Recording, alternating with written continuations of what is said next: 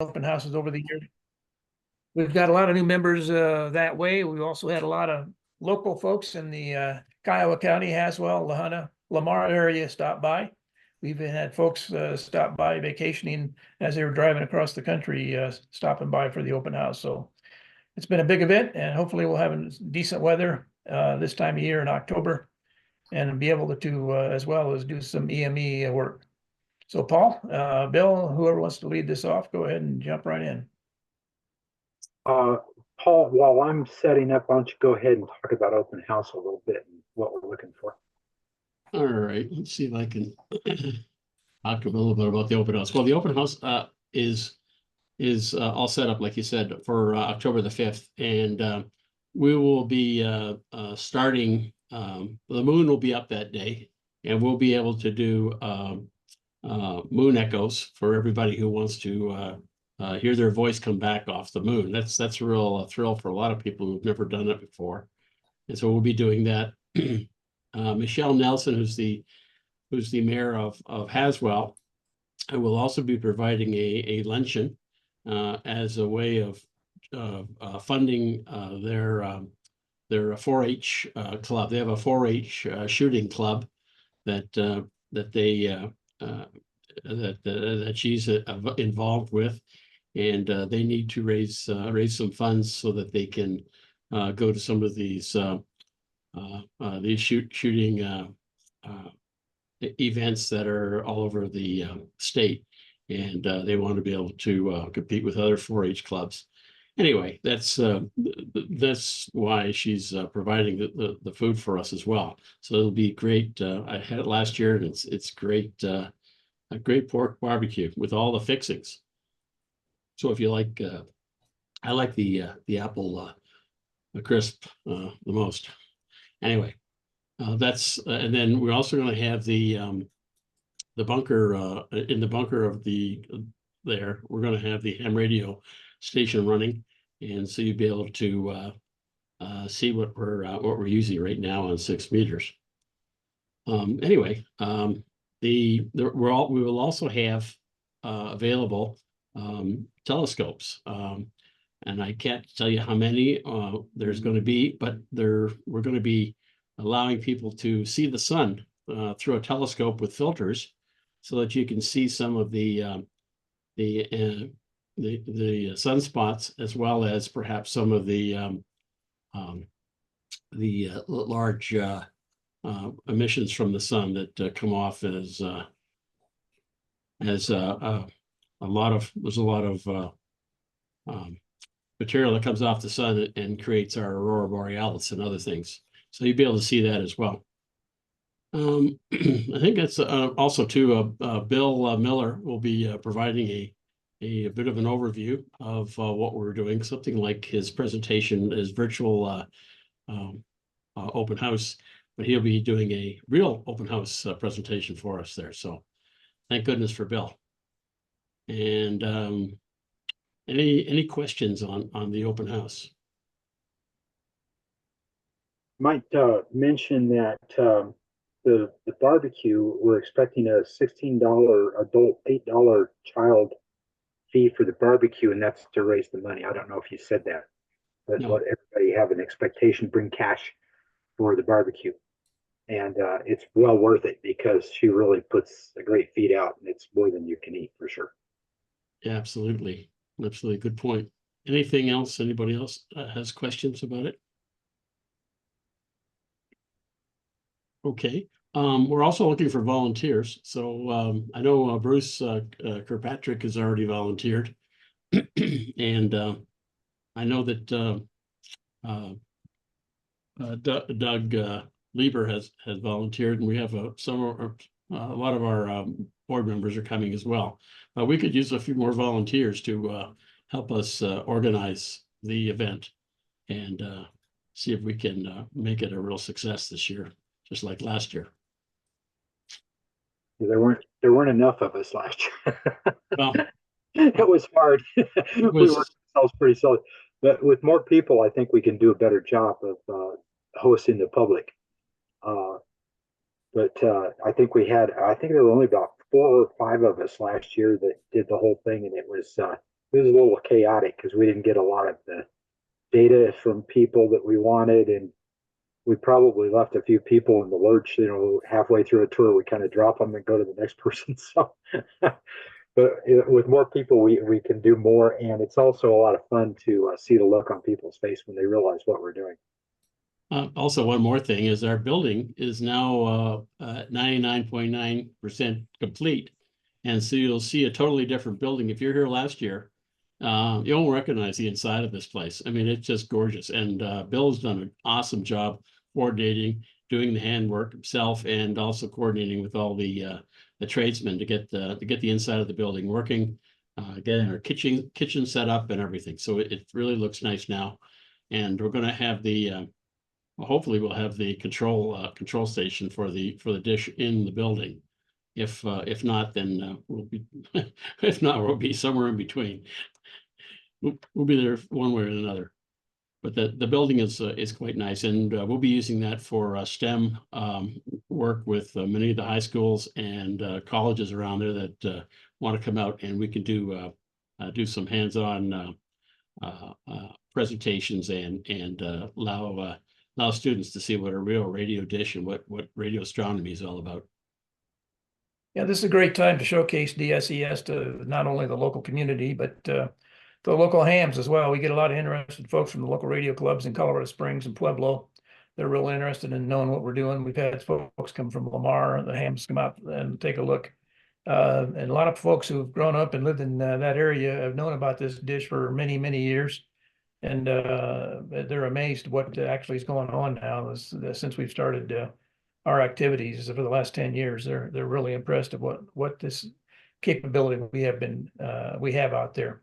So thanks to Bill for all his efforts in the building, and as Paul was saying, you'll be amazed what it looks like this year compared to last year.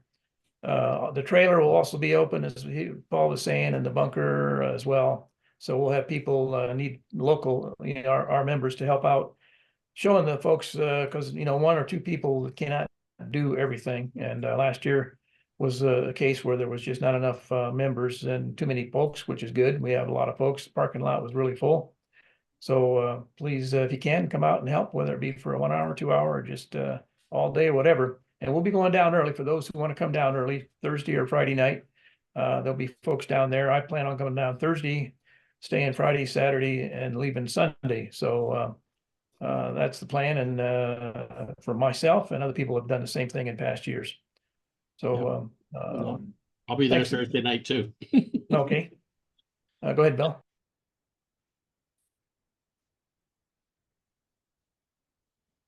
Can't hear you, Bill.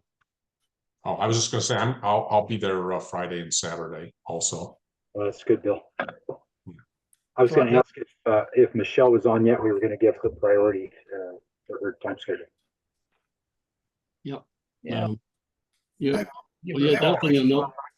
Another thing you might notice when you're there is you'll see we have a new dish that's on the ground at the moment, and it's a 30-foot dish that Myron and the team brought back from Southwest Colorado, 320 miles to the new site, to our existing site from an old site that was being decommissioned. The owner of that is Silent Key, and we were able to get the dish transported, and now it's sitting there on the ground in little pieces, lots of pieces. And next year we'll have a chance to put all these little pieces together and get it onto another tower. So we may have a new dish for the next open house. I have a question. Sure, Brace, go ahead. So if we come down the night before with the building in the stage it's at, will it be heated? Can we sleep in the building? I don't know. That's a good question. We can put a space heater in there if you want to do that. It's concrete floor. So if you have a cot, we had a couple of people with cots last year. So you could sleep in a cot in the building. It should stay fairly warm. It's well insulated, and we can put a space heater in there. Okay, I stayed in the lesser of the two hotels in Haswell last time. Not very good. And the other one was full. So I may come and I'll try to come the night before also. Also, if anybody has a camper, and they want to bring the camper down, we can plug you in. We can't run your air conditioner, but you can plug in. We've got 4 plugs for campers, so it's going to first come on the plugs for the campers. But often we bring campers, and my camper is already there, so I'm going to stay in that. But if somebody wants to bring a motorhome or a camper and stay over Friday, Saturday, into Sunday, they're welcome to do that. And just mention the hotel that is the good hotel in Eads is the Cobblestone Inn. And I know a number of us have reservations there already. I don't know if it's sold out yet for the weekend, but if you're thinking of coming down, check out the Cobblestone Inn in Eads. Call them direct, you get a better rate. I understand there's also Bill? hotels in Los Animas. So Yes. if you can't get into Eads, Los Animas is the next closest city. That's about 25 miles south. And there are hotel rooms in Los Animas. There's also a Cobblestone Inn in Lamar, I found out. Yep. So Bill, I just got an email from Michelle 10 minutes ago, and she said she came home from work sick. She's not getting any better. Okay. But she'll write up a report as soon as she can and get it out to us. But she was really excited about getting on here. She missed it last week or last month on the science meeting. She emailed me and said she couldn't get into the science meeting, and I forgot to tell her soon before that we didn't have a science meeting. Right. We canceled science meetings for the summer. However, starting this September, 2 weeks from today, we will have a science meeting, and it'll focus primarily again on the open house and the EME SSTV contest. There you go. Okay. So it for that presentation we were going to have tonight, so that's delayed. All right. So So we jump into the building update then.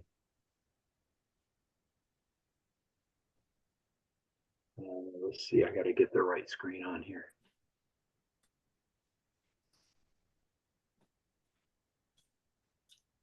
That didn't work. I can see your screen. See Yeah. something.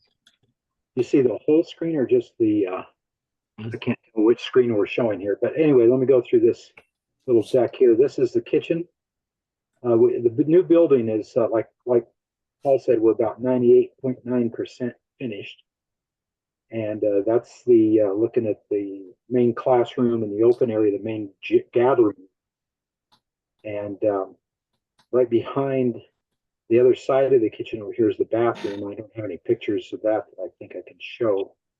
But all the appliances are in except for the refrigerator. We still got to buy the refrigerator. And it has an island that is this is my creation. It's a movable island. So it's on wheels and it has locking wheels in the back, and it resides behind these barn doors. And when we need to use it for like serving, like we're going to do at the open house, it slides out as a serving table. So it expands the size of the kitchen so you get more people working on the food in the kitchen, and they can put it out here on the serving table. So that's the main gathering room there. A few other views of that. And I'll close that one. Do you still see this presentation? Yes, sir. Yes. Okay, this is the main console for the dish. You can see the dish out the windows. And we've picked up these really nice rack units from Martin Flynn and our sister division, or our sister group out in New Jersey. They've got a 60-foot dish, and they've all done so much work on that facility at the InfoAge Museum, that they know exactly what we need. So Martin sends me all this stuff that I don't know I need. So he sent us these racks, and that makes a really nice console system for the dish. We're going to put our dish tracking controls and our computers and all the equipment that drive the dish in these 4 racks here.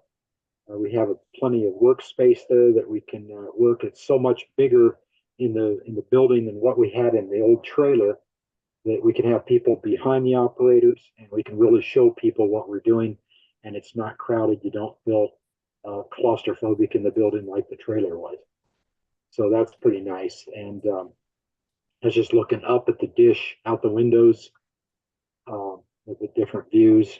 You can see it's all Formica countertop, and we'll have our computer monitors in there between the racks and keyboards on the work surface, as well as the radios and microphones, keyboards, keys, all of that.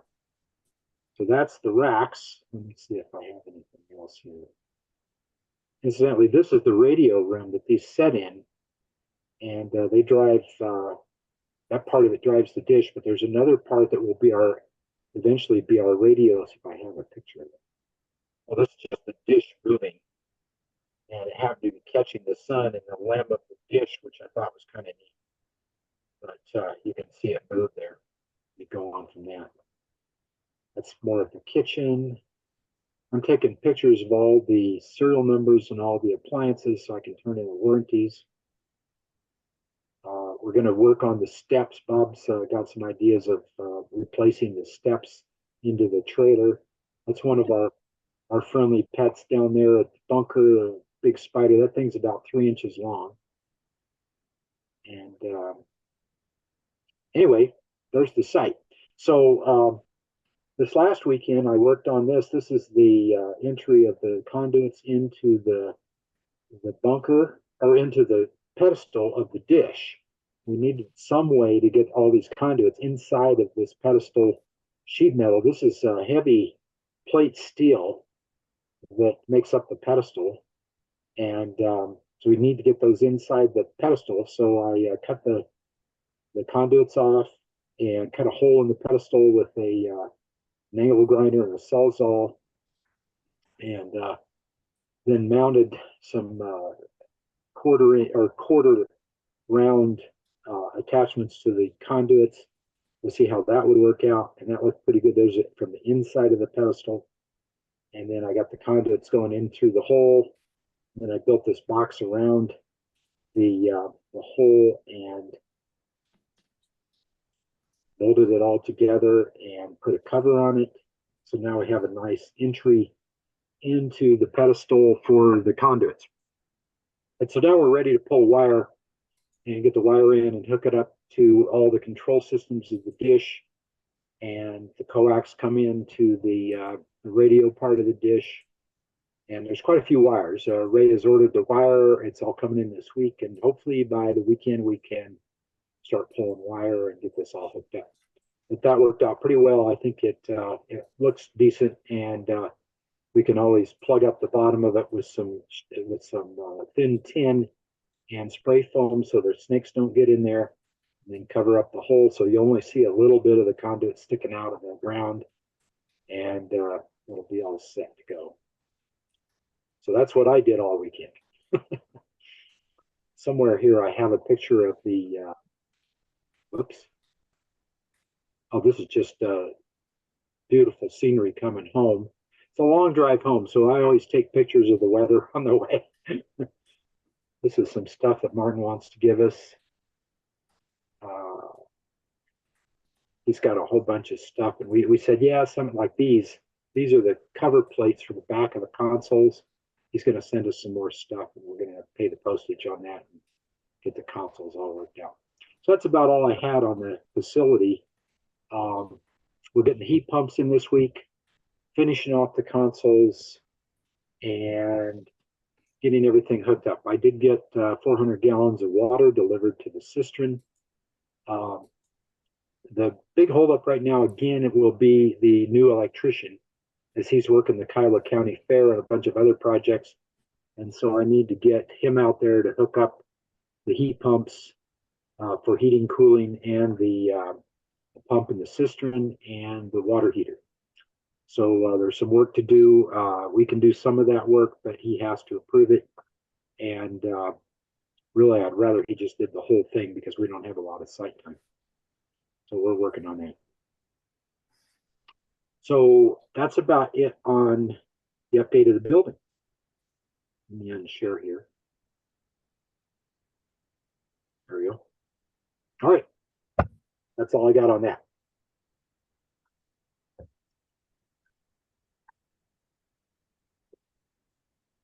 By the way, if any of the members want to come on down the weekend before on the Saturday, we're going to be doing a SSTV party with a lot of other hams around the world.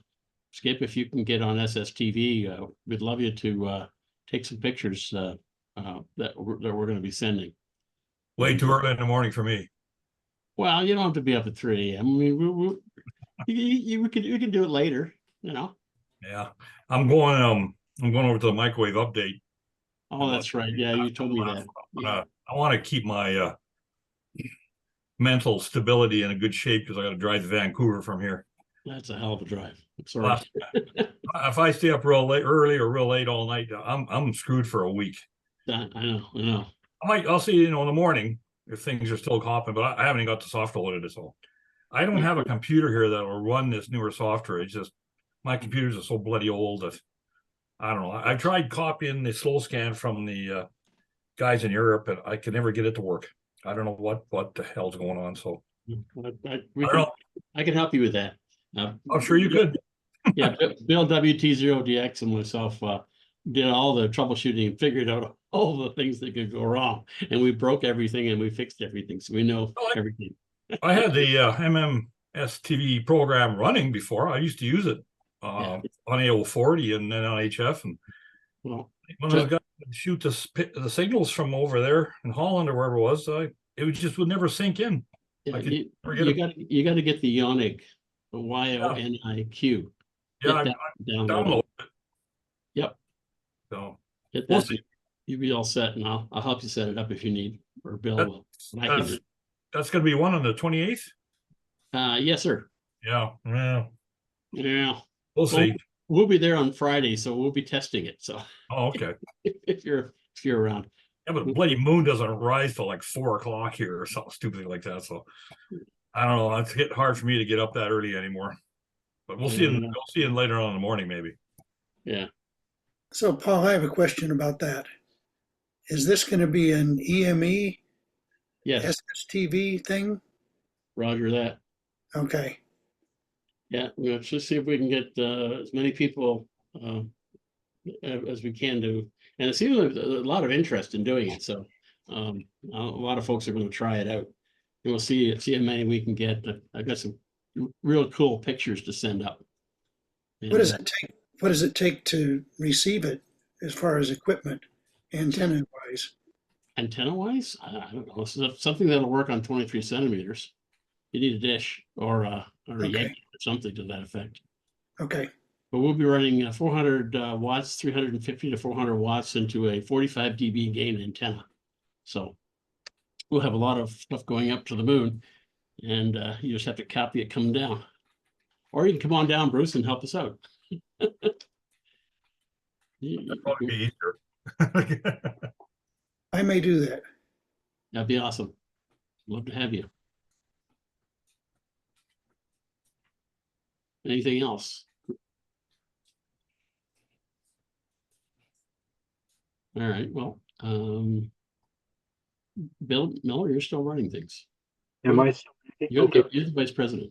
Oh, okay. I just wanted to recognize a few more people that I haven't seen before. Mark Drayton.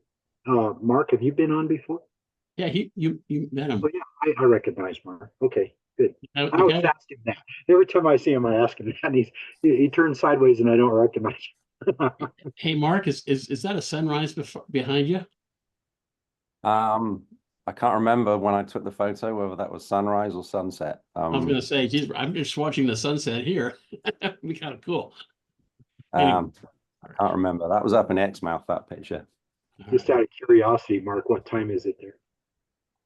It is 9 o'clock in the morning. Ah, okay. Yeah. No, So this is actually quite a good time for me to make these calls. I was kind of expecting them to be in the middle of the night, but it's quite a good time. That's good. Yeah. Very good. And then we got Mike out there, W9YS from is it in Indiana or Illinois? It's Illinois, isn't it? Yeah. Pearl City. Good to see him. Good to see you, Mike. We had after the building update, we had a dish maintenance update from Ray and Paul. You did some work, Paul, and I don't see Ray on. I don't know where Ray is. I see him on there. I can see Oh, there's Ray. Yeah. Why don't you guys tell us about that?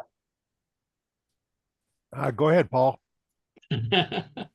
Okay, well, Ray and I, we were up there a couple of weeks back and we decided to take a look and see what needed to be lubricated. And I spoke to some of the older members of our club about the lubrication of the dish, and it hasn't been really lubricated for about 7 years, we figured. And Ray and I figured out where the right spots were. So we did some we were able to do some really cool things. I wish I had the pictures here. Oh, darn, I should have put them up here. Anyway, there's some really nice pictures of the of how we lubricate the dish. And so we put some grease from a grease gun into numerous wheel bearings, and we had a look at the jack screw and how that was lubricated. It's lubricated with some wheel grease, I believe that's what we call it, isn't it, Ray? Wheel grease. Yes, that's correct. Yeah, and so we saw how that was done, and we also saw the motors that drive the lift of the dish, and they looked in good shape, and so that was part of it there. And then there's this big, huge planetary gear that that turns the dish, and that hadn't been lubricated for quite a while, and we put some molybdenum disulfide spray onto the gears, and looked pretty cool. Oh, there you go. I'm going to show your pictures here, Paul. Thank you. That looks like taffy. Yeah, that's the gear grease, or the wheel bearing grease is what I call it. How does that stuff do in the wintertime? Is it really greasing it in the wintertime? I don't know. It probably gets a little thicker. I don't know. I think you can see a bit of the gear over there too, in that picture. If you look on the top right, Yeah, right in there. So it's not really getting a lot. We were thinking about I don't know. We couldn't get it out of this, obviously, because this thing is like hanging out there, and the only way to clean it out would be I'd have to hang from some part of the dish and swing in on a rope. is that oh, you can't see my pointer. That thing on the left-hand side there, is that a filler? No, it looks like it's a lift. You're A talking about lifting that. point. Yeah. The threaded hole. Yeah, that's what they think they use for for some when they're hoisting stuff around, with big big machines. That's for you to hang. That's for you to hang from. Exactly. Yeah. So, Yeah. I was afraid that they were going to fall. They got their hands all over this stuff, and I was afraid they'd slip off.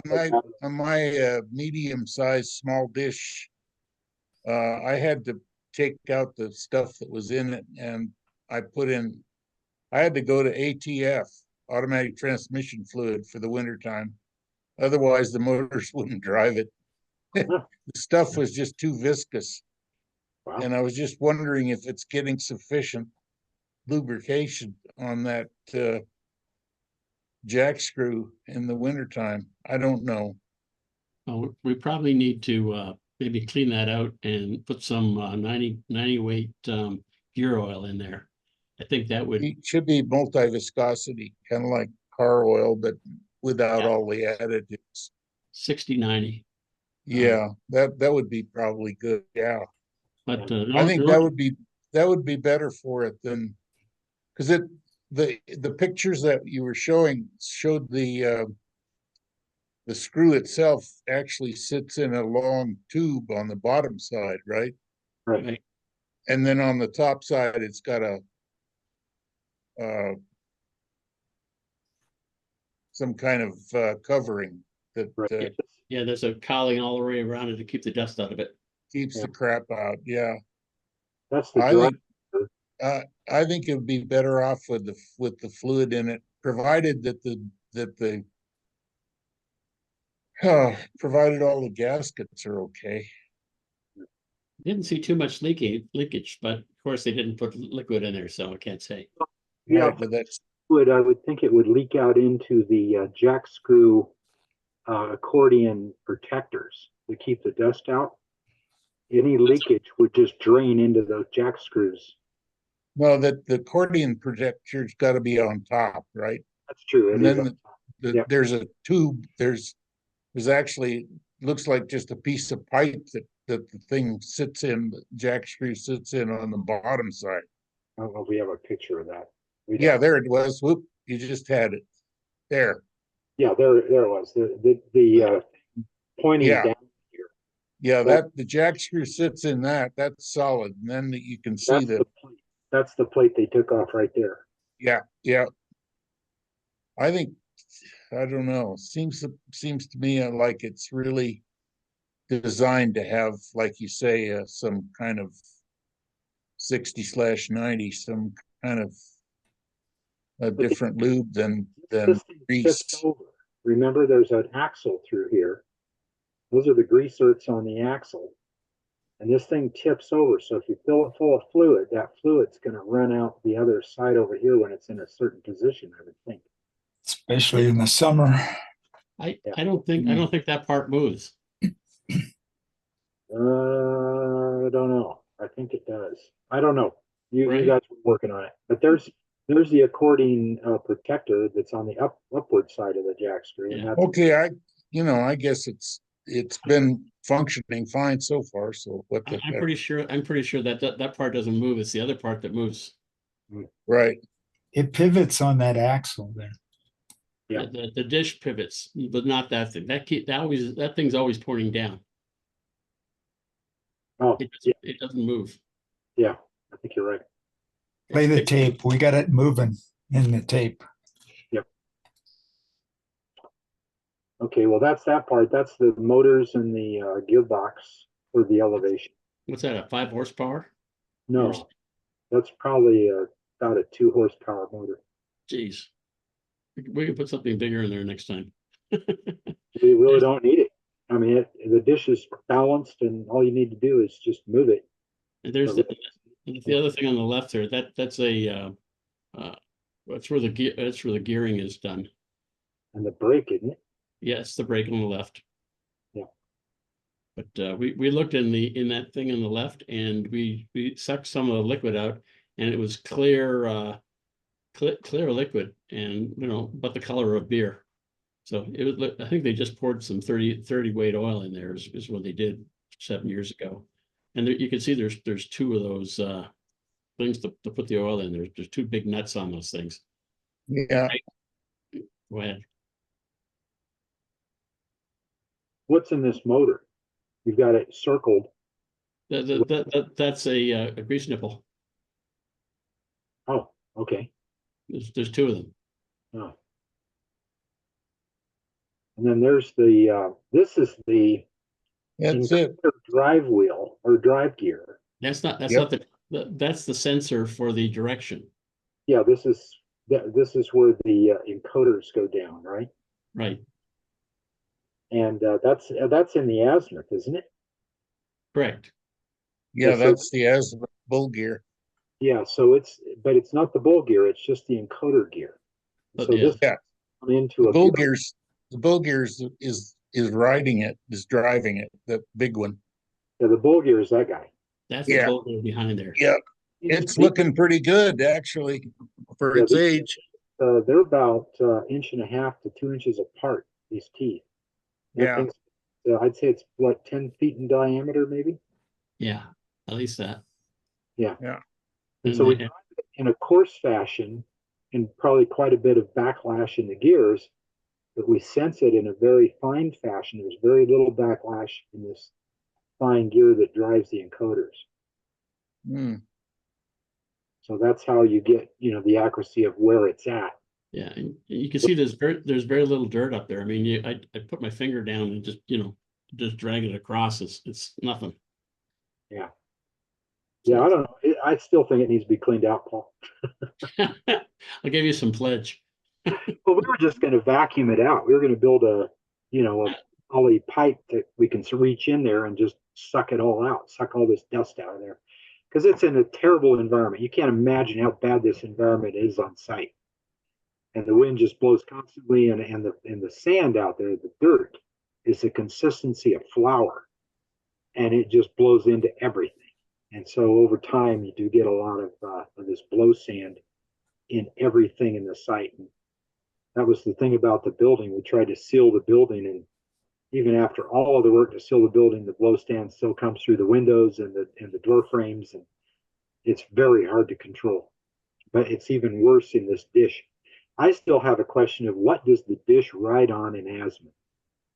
We understand the elevation. There's a big axle up there, but we don't know what the dish actually sits on. So there's wheels or ball bearings or a big rotating structure under the skirt that we've never seen. It's behind this bow gear. Big rollers.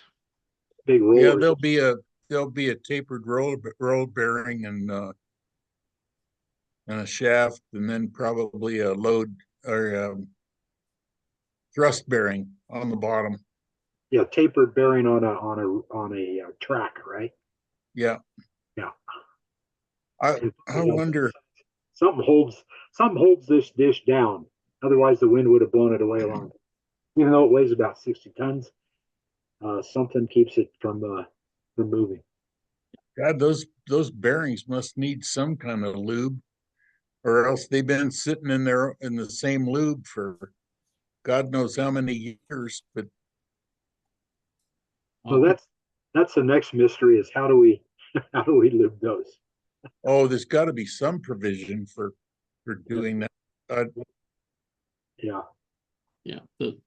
So that planetary gear, we sprayed the lubricant in there. It's dry lubricant on all of it, so that Yeah, that's good.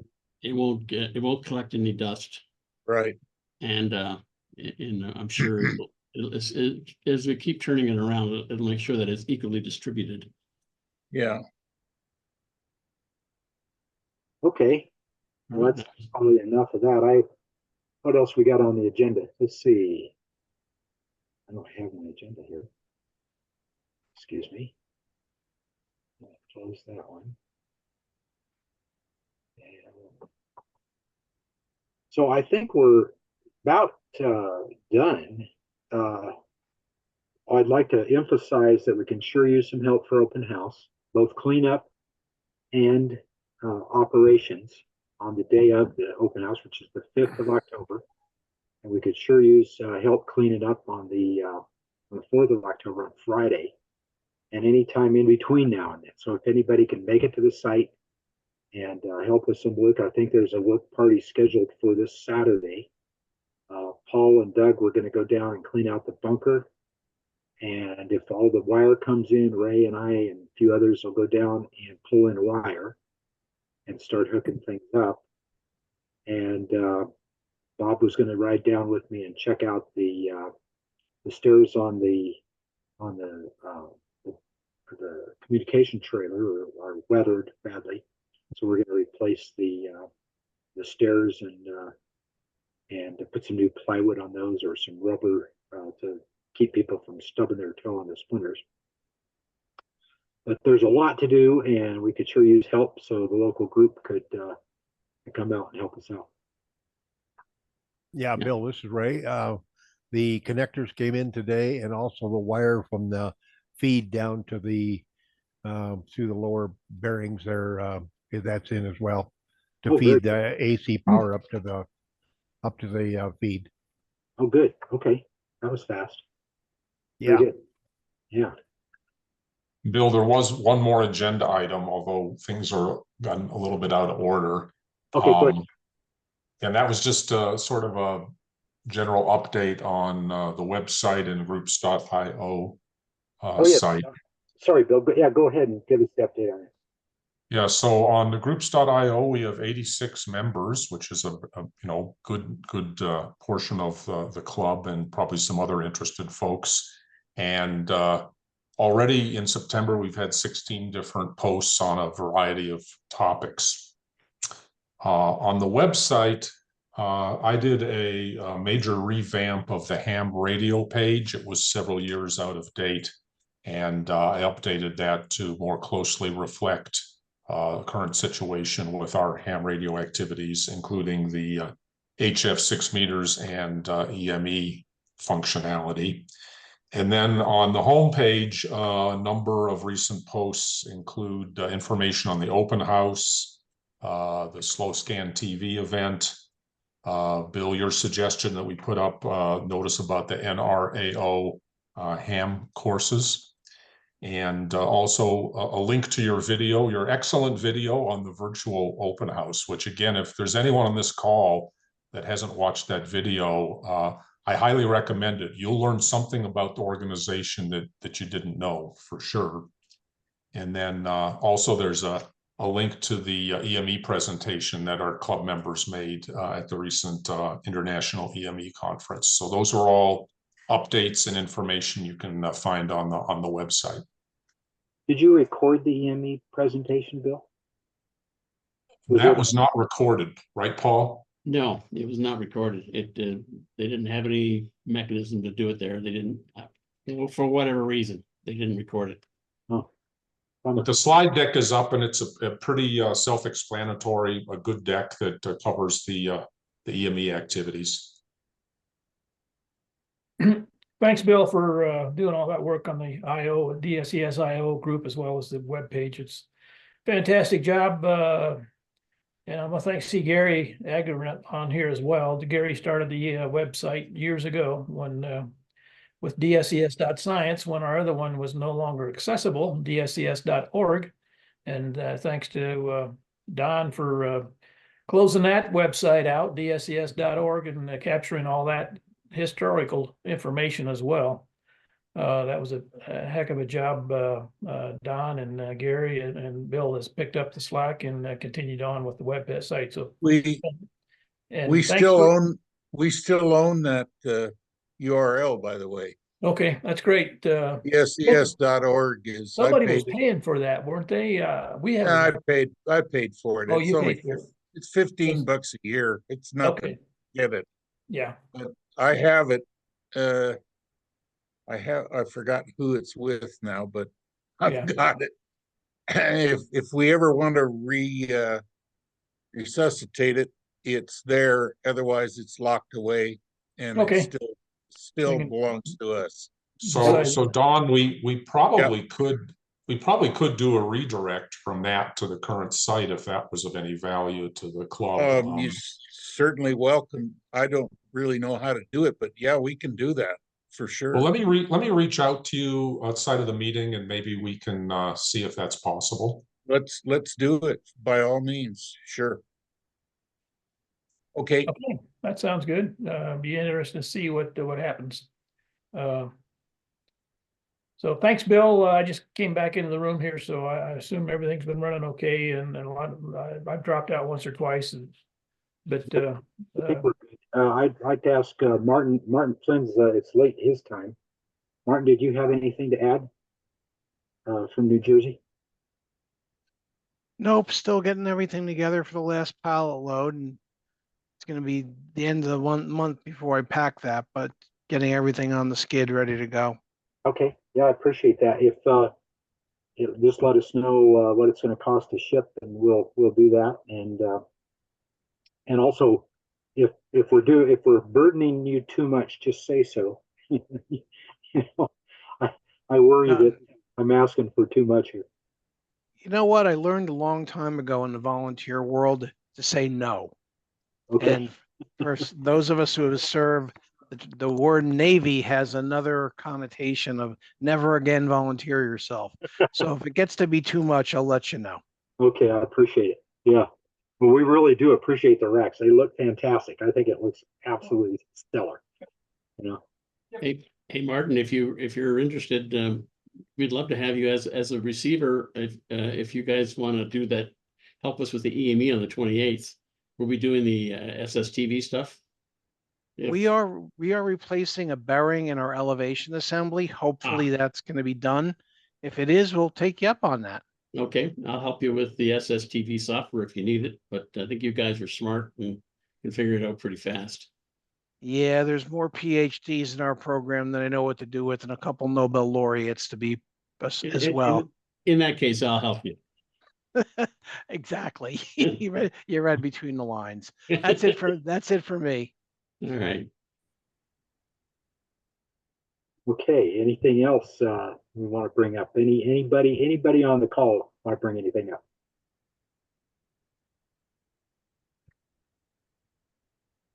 Good, I guess just general discussion, you guys, it's an open forum. Go ahead.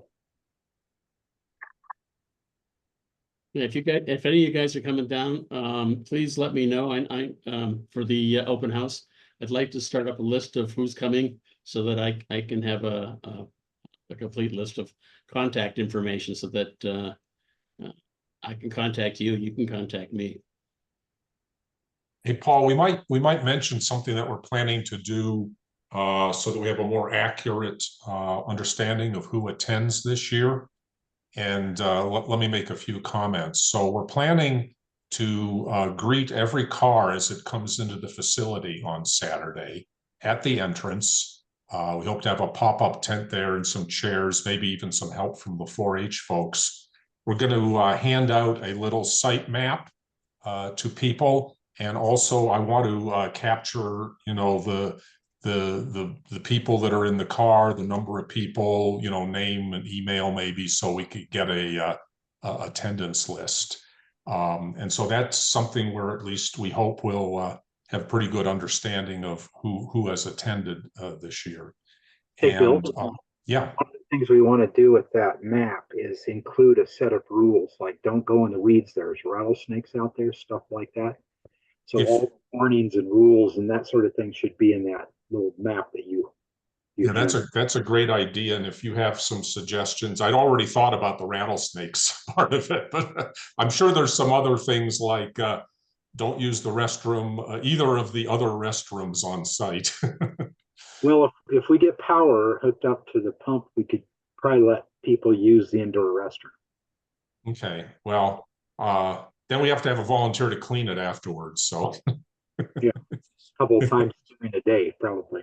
Yeah, right. I would think with the porta potties and the, you know, and all of that we have on site, the restroom, you know, last year we had what, maybe I'm saying about 120 people was my guess. Yeah. And, you know, that's not an excessive number for a whole day using the restroom as long as it all works. And of course, this is a brand new facility and we don't know how well it works. So, well, that's why the porta potties are there. test, right? I advise strongly against letting the public use the indoor restroom. Okay. It's only pregnant women and children. My first real job was cleaning restrooms in a state park. Oh. I would not allow the public to use that restroom. Yeah. Keep it off. You'd get it christened, all right. It would be it'd be awful. It's gonna be bad enough to start with, but yeah. One of the other things I'm hoping we can do is actually set up a little membership table somewhere inside the facility, in the radio room or in the main room, maybe with actually we could use our poster boards that we use at the Ham Fest, put those up, and you know, try to more actively recruit renewals or new members of hams that or other people that attend the event. Just so that we, you know, are a little bit more visible in terms of recruiting membership. Yeah, and you'll be able to pay for your 2025 membership at the open house. Yeah, exactly. Special deal. That's right. 3 months free. I was thinking of also doing a ribbon cutting or at the day before, Bill, and I was going to bring in the media, you know, the TV stations, and maybe even NPR, and they can take a picture of you, you know, cutting the ribbon. I don't know about that. We'll see. We'll see. I got some yellow tape we can use. Yeah, yellow tape, maybe caution. This is only Right. one of the things we haven't done, we haven't invited the ARDC folks. And we need to reach out to them and invite them. Okay. So I Yeah, don't know if there's a, they pick it, but it yeah, would be, there's so there's a couple actually here in Colorado, a couple, at least two of the board members from ARDC live here in Colorado. And of course, some of the other folks travel around the country too. I think that's an excellent idea. As well as, we also have to, arrange communications to the local media, radio, newspapers, and make sure that we publicize the event with all the appropriate ham clubs on the Front Range here. So there's some work to be done yet for all that. But Bill, I think your ARDC idea is a really good one. yeah, for the rest of the group here that doesn't know about it, the ARDC is the Amateur Radio Digital Communications Group. They're the benefactors that gave us the building, the money for the building. And so without them, we wouldn't be doing the building. And we'd still be floating along with all of our old facility and all the issues that came with that. So we owe them a great thanks for approving our proposal and giving us the money to build the building. Yeah, I can take responsibility for getting that invitation out to them, Bill. I know all the people there since I'm a volunteer at ARDC, and I'll do that tomorrow. I'll send our brochure and invite everyone to come down. Yeah, if that's a good idea. I don't know. They might be disappointed with what they find, but I think we can show them value for what they gave us. No, I think they'll really appreciate it.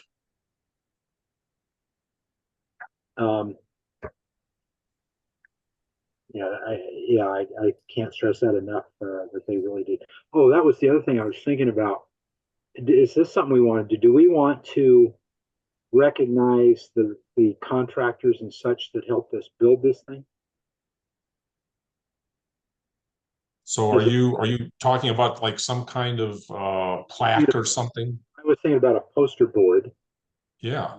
Had the names of each of the main contractors, except for the one electrician that kind of messed us up. I would not include him, but for the other contractors that did a good job on the thing and helped us with this, it'd be a good local goodwill gesture to recognize those people that worked on the site and build it up for us. Yeah, we have so Paul has some smaller sized poster boards that we used at the latest Ham Fest, and we can just print some new materials to put on there, and we can position them in visible places inside the building. Yeah. So if you have a list of all those, Bill, if you get that to us, we'll take care of getting that all printed up and everything. That'd be nice. Does anybody have an easel? We could just put it on an easel at the front door or something. That would work too. Yeah, let's bring those. Yeah, I've got an easel. Great idea. Yeah. But I do want it. One of the things we did with the building was it's so remote. The site is so remote. We tried to incorporate as many of the local contractors and local talent that we could into the thing. And part of that was we didn't want to pay transportation for somebody from Colorado Springs. We're 2.5 hours away. And to get somebody to build something that's 2.5 hours away, that's a real problem because you're paying 5 hours of transport every day for 3 hours of work, right? So that doesn't really work. So we try to get people in the local area so we can actually get something done for the time. And for the most part, that worked out. A few cases, not so good.